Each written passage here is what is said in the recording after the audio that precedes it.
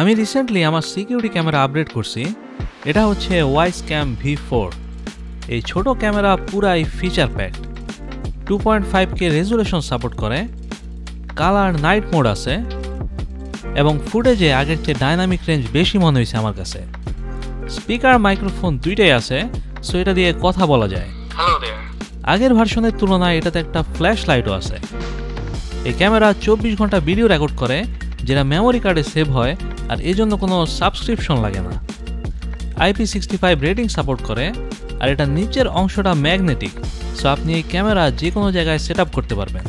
Plus এটা Wi-Fi 6 support করে, so V3 এর তুলনায় এটা সিগন্যাল বেশি স্ট্রং। ওভারঅল এটা ওয়াইসক্যাম 3 এর তুলনায় সলিড আপগ্রেড।